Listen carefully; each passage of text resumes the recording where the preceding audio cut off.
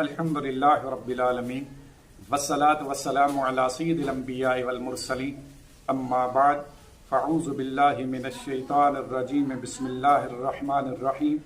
حضرات محترم، آج ہم آپ کے سامنے غیر اللہ کی قسم کھانے کے حوالے سے ایک تعارض کی تطبیق قائم کریں گے۔ چنانچہ حدیث پاک کا مفہوم ہے، حضور نبی کریم صلی اللہ علیہ وآلہ وسلم نے ارشاد فرمایا کہ اپنے باپ داداؤں کی قسمیں مت کھایا کرو۔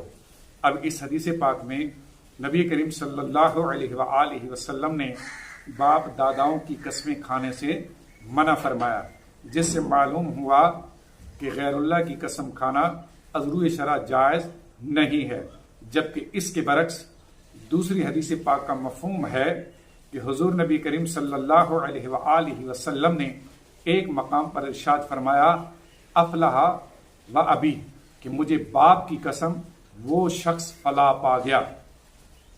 اب اس حدیث پاک سے معلوم ہوا کہ باپ داداؤں کی قسم کھانا از روئے شرع جائز بھی ہے اور نبی محتشم صلی اللہ علیہ وآلہ وسلم سے ثابت بھی ہے۔ اسی طرح قرآن پاک میں بھی اللہ رب العزت نے غیر اللہ کی قسمیں یاد فرمائیں، جیسا کہ والعصر، زمانے کی قسم، والضحیٰ واللیل، دن اور رات کی قسم، اسی طرح مکہ کی قسم۔ تو آیات مبارکہ میں متعدد مقامات پر اللہ رب العزت نے غیر اللہ کی قسمیں یاد فرمائیں۔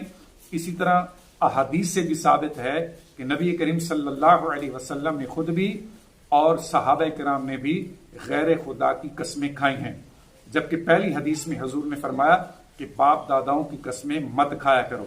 دونوں حدیثوں کے درمیان بظاہر تعارض معلوم ہوتا ہے۔ اب اس تعارض کے درمیان تطبیق اس طرح قائم ہوگی کہ یاد رکھیں، قسم کی دو قسمیں ہیں، ایک قسم شرعی اور ایک قسم عرفی۔ قسم شرعی وہ قسم ہوتی ہے کہ جو صرف اللہ کے نام اور اللہ کے صفاتی نام کی کھائی جائے، جیسا کہ اللہ کی قسم، رحمان کی قسم، خدا کی قسم۔ تو یہ قسم شرعی ہے۔ اور دوسری ہے قسم عرفی۔ قسم عرفی اس قسم کو کہتے ہیں کہ جو غیر اللہ کے نام پر کھائی جائے، جیسا باپ کی قسم، ماں کی قسم، بیت اللہ کی قسم، یا مجھے اولیاء کی قسم۔ تو اس قسم کو قسم عرفی کہتے ہیں۔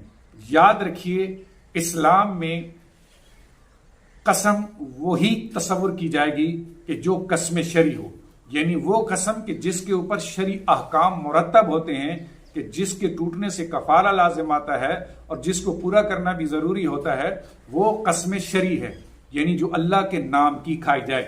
اور قسم عرفی پر کسی قسم کا کوئی شرعی حکم ثابت نہیں ہوتا، لہذا اگر کوئی قسم عرفی کھاتا ہے اور توڑ دیتا ہے تو اس کے اوپر نہ تو کوئی گناہ ہے اور نہ ہی اس کے اوپر کوئی کفارہ ہوگا۔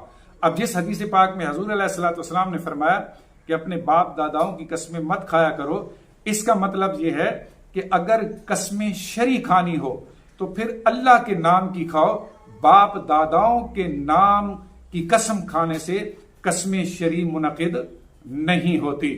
ہاں، غیر اللہ کی قسم جو ہے صرف کلام کی تاکید کے لیے تو مناسب ہے، کھائی جا سکتی ہے، لیکن جس قسم پر شرعی احکام مرتب ہوتے ہیں وہ صرف اور صرف قسمیں شرعی ہے جو اللہ کے نام پر کھائی جاتی ہے۔